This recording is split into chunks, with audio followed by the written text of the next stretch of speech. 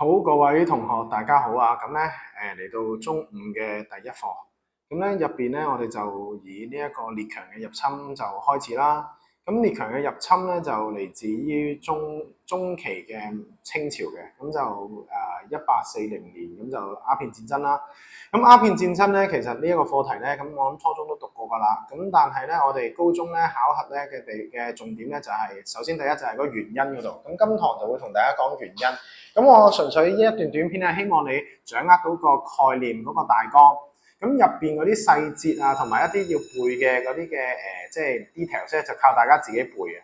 咁所以講一講先，咁我哋點樣去分析鴉片戰爭嘅原因咧？咁臨尾我會留一條嘅討論問題咧，喺上堂裏邊再討論啦。好啦，原因嗱，咁啊，其實鴉片戰爭嘅原因咧，即係點解無啦啦會打仗先？即係點解呢場戰爭會中國同英國打仗，最後我哋會將佢改名就叫鴉片戰爭。咁英方啊咁譯嘅就係叫即係Sino-British War 咁樣咁啊，即係同鴉片未必有關係。咁究竟同鴉片有冇關係咧？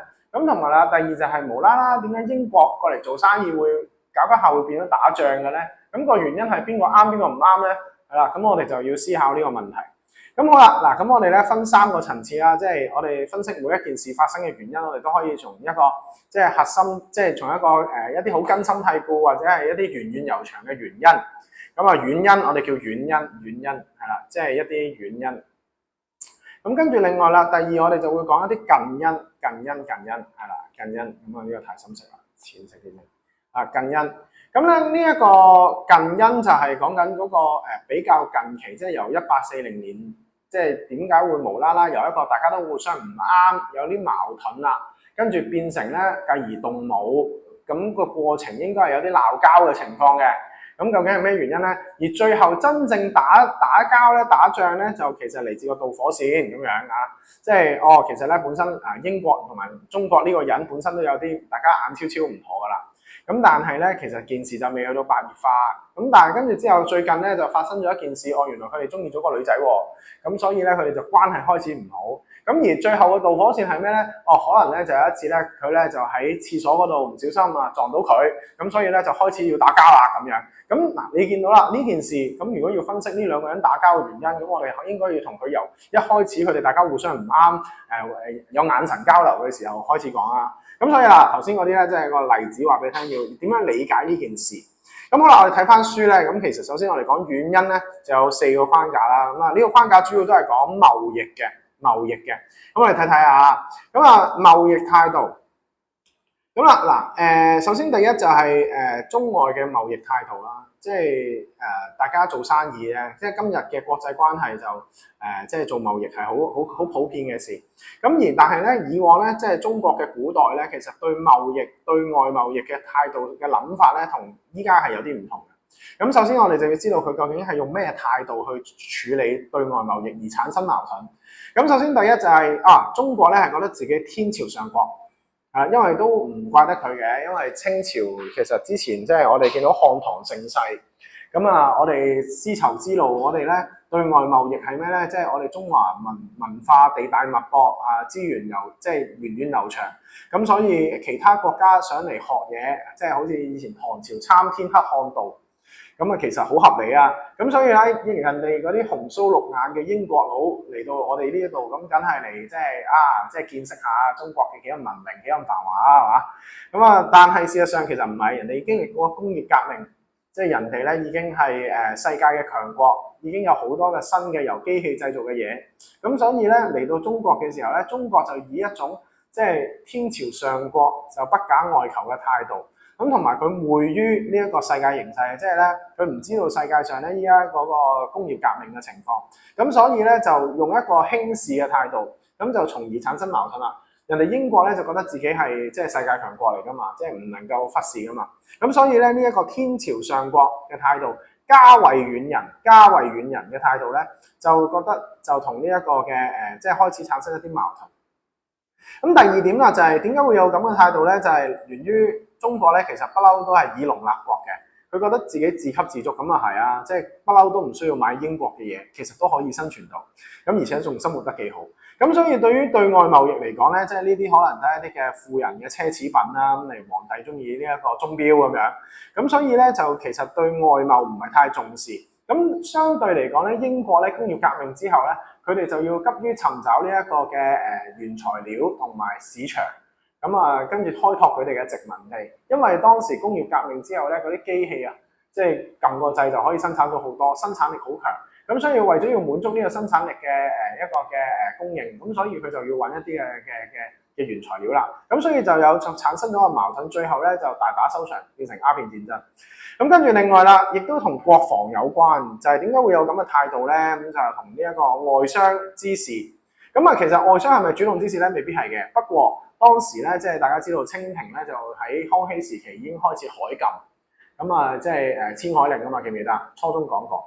咁而海禁呢樣嘢咧，其實咧對於國防嚟講，因為當時就要防呢一個鄭成功嘅台灣政權啦。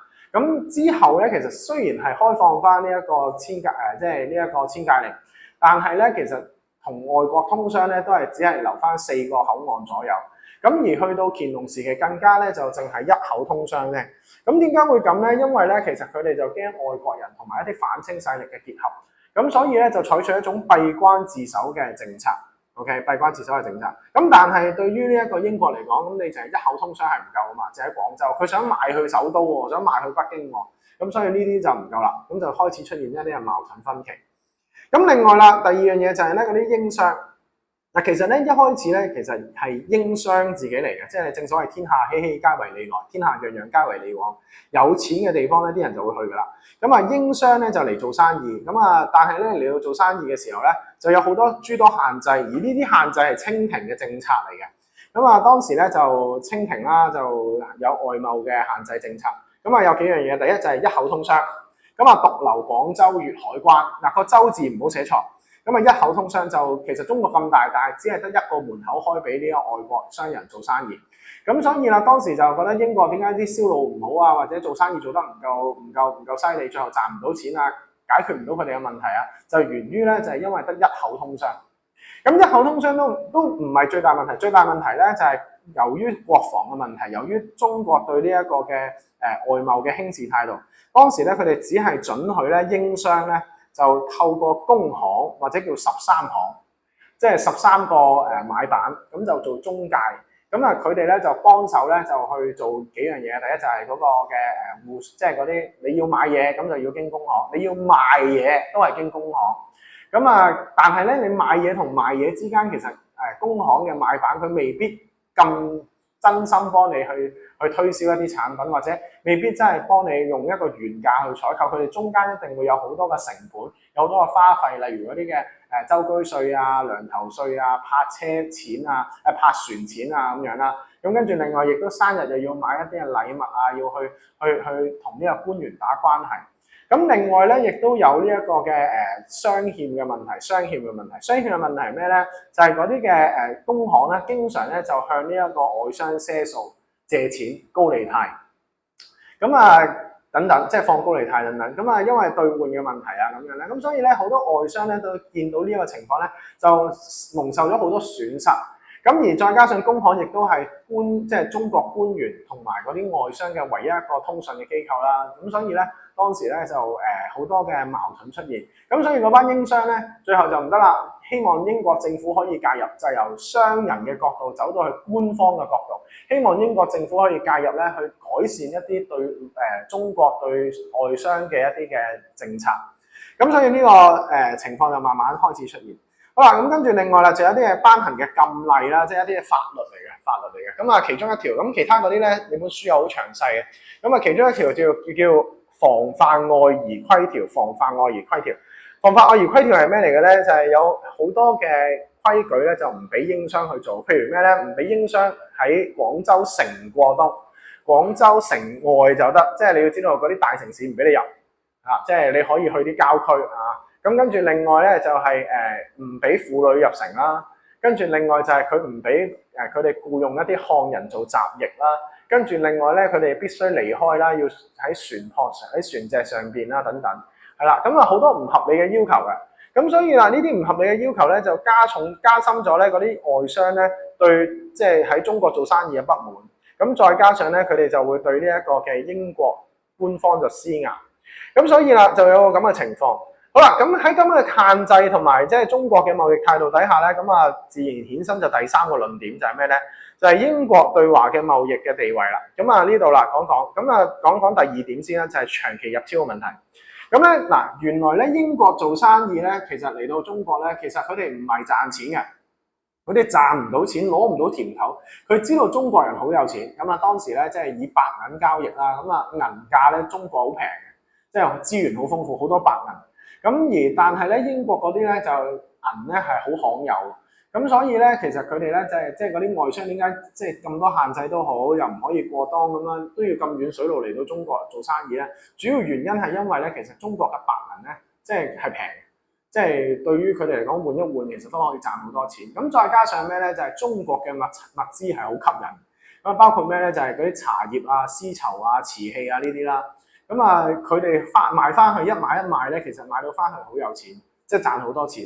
咁但係相反啦，英國帶嚟嗰啲嘅物產品啊，例如嗰啲咩鋼琴啊、鐘錶啊、嗰啲羊毛衫啊嗰啲咧，其實就唔係好受中國歡迎。咁所以成個國家整體嚟講咧，其實對於一個國家與國家之間嘅貿易關係嚟講咧，就係佢買嘢多，即係將啲錢就攞咗去中國買啲嘢翻嚟。即係幫襯佢，但係中國又唔幫襯我哋喎，唔幫襯英國喎，咁所以就導致呢一個情況就叫貿易逆差或者叫入超。咁所以啦，既然係咁嘅時候，英國就要諗計仔啦，點樣可以解決呢個問題咧？佢哋最後諗到嘅方法就係輸入鴉片。OK， 輸入鴉片呢個毒品。好啦，咁跟住另外第二就係英國嘅態度啦。英國嘅嗰個地位，國際地位就係中國所忽視嘅，就係咩咧？就當時英國咧就係居於世界之首，因為工業革命之後咧，佢哋嘅海國啊、軍事啊、海上邊嘅軍事咧，成為咗世界嘅強國。咁所以咧，佢更加開始咧就去尋找佢嘅殖民地。咁而呢一個國家嘅地位咧，其實亦都間接導致到咧後邊嗰啲嘅交涉咧有不愉快嘅記錄。嗱，喺西方嘅角度咧，國際之間咧係一個平等嘅關係，國與國之間有平等。咁但係中國唔係噶嘛，中國咧就自視天朝上國，咁啊其他國家係藩屬國。咁所以咧，你會留意到一啲字眼，就係嗰啲嘅書信裏邊咧，嗱，中國咧就寫皇帝陛下做稱呼自己嘅，或者係朕啊呢啲字啦。咁但係咧，其他國家咧，佢就會用國王呢個王。咁啊，如果帝同埋王之間邊個高級啲咧，就梗係帝啦。因為點解咧？王咧只係諸侯上一級少少啊，王跟住公侯伯子男咁樣係啦。咁所以咧，佢哋即係嗰啲文書咧，佢哋好關鍵。咁而當時咧，即係英商嘅要求底下咧，即係英國嘅官方咧就派遣一啲嘅使節來華。咁咧其中咧最早期咧喺乾隆時期嚟嘅就馬金尼。咁啊馬金尼咧就嚟到以同乾隆祝壽為名，咁啊希望咧中國可以改善啦。咁啊終於見到皇帝啦。咁啊乾隆見到咁遠水路大英啊，唔係英吉利呢個咁遠嘅蠻夷之邦，竟然派一個即係唔識講中文咧、冇乜文化嘅人咧就過嚟去即係祝壽喎。咁啊即係咁梗係開心啦啊，接見下你啦。點知嚟到嘅時候咧，佢就獅子開大口就話啦啊，又要想借一個地方俾佢哋住，又要我哋派個公使，即係又要派個公使喺咗北京嗰度。咁啊跟住之後，另外亦都要即係改善一啲嘅商業嘅條件咁樣。咁啊獅子開大口都唔係真心嚟祝壽嘅。最緊要嘅問題係咩咧？就單膝跪拜嘅問題。嗱，清朝咧就即係跪拜嘅禮節咧就3跪9叩。咁但係英國唔係噶嘛，咁所以咧馬金尼當時就唔肯3跪9叩，只係允許呢個單膝跪拜。咁啊乾隆就咁樣咧就唔滿意佢嚇，咁啊所以咧最後就不歡而散。咁當然啦，嗰啲嘅條件咧最後就話天朝上國咧就冇呢啲咁嘅規矩，最後就拒絕咗佢。咁跟住去到嘉慶年間咧就第二個嚟到啦，阿美士德。咁啊今次阿美士德咧亦都係同呢一個嘅單膝跪拜啊嘅問題咧就即係出現咗，咁啊俾阿嘉慶咧就趕走佢。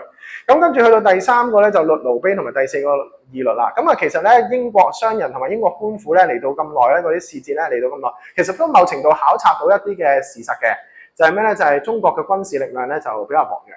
咁所以當時咧律奴碑咧就透過寫信就希望可以同呢一個皇帝溝通啦。咁但係佢就用咗一個叫平衡格式。咩叫平衡格式咧？就係以英國嘅國家同埋中國嘅國家，即係嗰個地位咧平等咧，就去寫信。咁但係事實上對於中國嚟講就唔得㗎，因為點解咧？咁即係其實你係即係唔係藩屬啦，咁即係大家平起平坐啦，咁唔得㗎。咁啊，即係所以咧就唔能夠正式有個完整嘅交通同埋最後就不歡而散。咁但係不歡而散點咧？呢個留意就係當時咧陸勞碑咧就開始炮轟虎門，咁但係未得到英方同意嘅。咁最後咧就當然啦，佢就唔係好多軍隊啦。咁最後就俾人哋即係因為咁樣就成為咗即係一個軍事嘅衝突。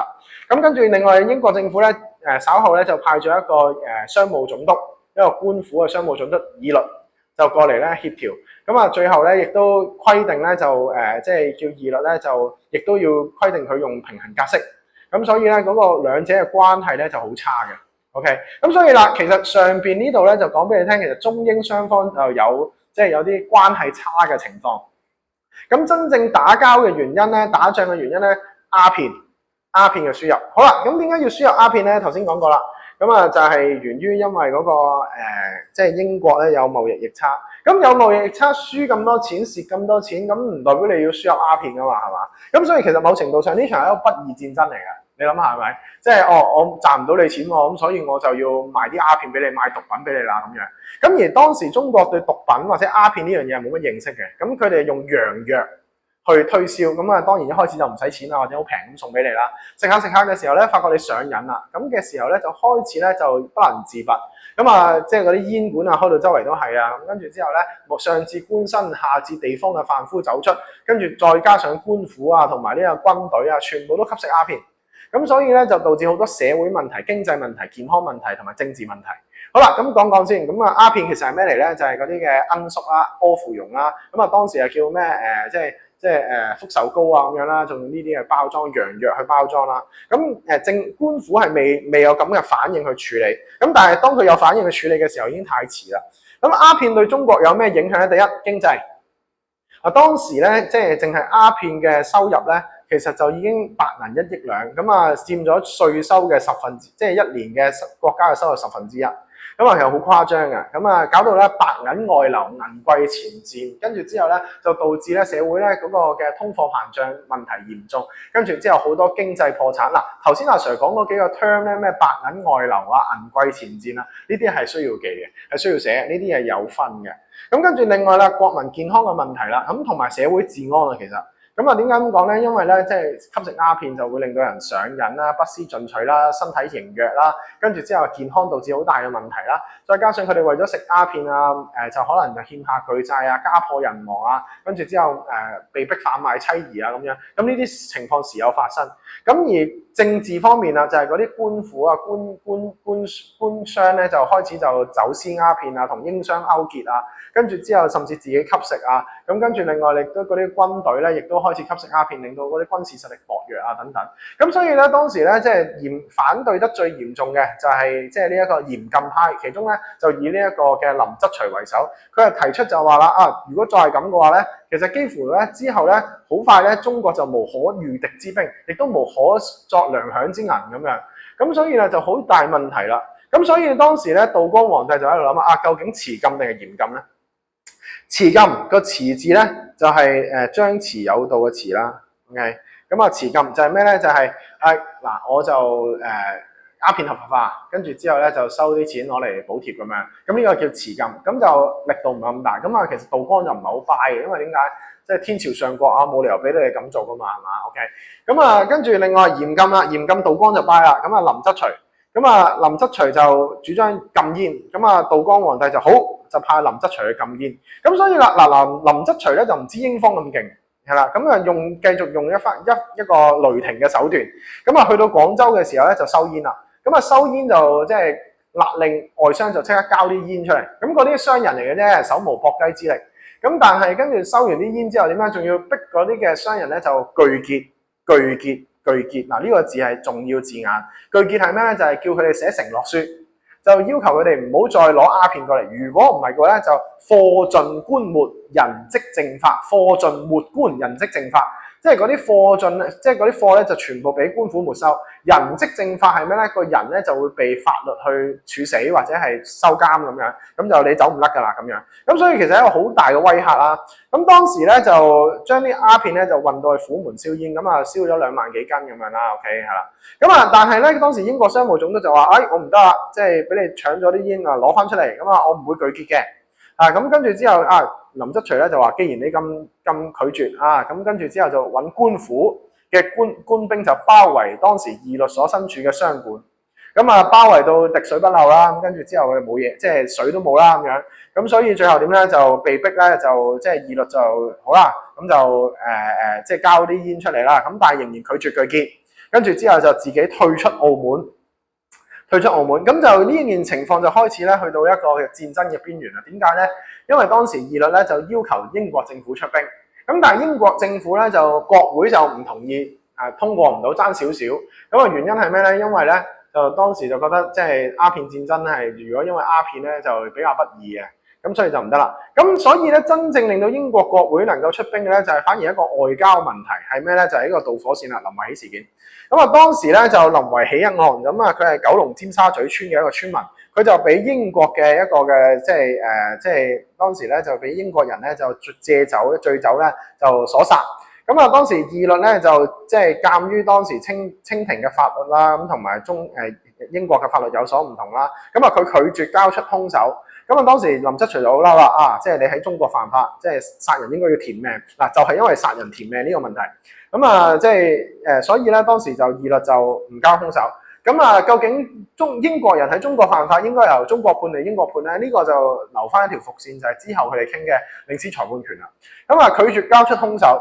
拒絕交出兇手就話啦，林則徐就話：既然係咁，你連澳門都唔使留啦，你走。逐出佢離開澳門。跟住今次嘅時候咧，英國國會就同意出兵啦，因為點解咧？就以保護僑民、保護呢一個英商，就去出兵。咁所以啦，無論係遠因定係近因，跟住最後導火線搞到英國出兵。咁當然啦，英國出兵跟住之後發覺佢真係好好打啦，好容易打贏啦。咁跟住就好快就完結啦。咁跟住之後中間就英國又穿避草約南京條約咁樣。咁呢啲我諗初中都講過。但係我希望翻到嚟想討論嘅一樣嘢就係咩咧？因為我哋高中 DSE 咧好多時候都會有一啲嘅15分題，就會講一啲嘅批判嘅，要你寫少少駁論嘅。咁我哋翻到嚟討論就係究竟鴉片戰爭嘅主因係鴉片嘅問題定係貿易嘅問題咧？貿易矛盾嘅問題咧？究竟邊個係重要啲咧？希望大家可以寫到一個框架出嚟，係啦。咁翻到去再討論啦。有啲咩唔明咧就問莊 Sir。呢段片咧就比較簡略，係啦。實際上嗰啲嘅資料咧就希望大家自己再讀一讀OK，好多謝各位。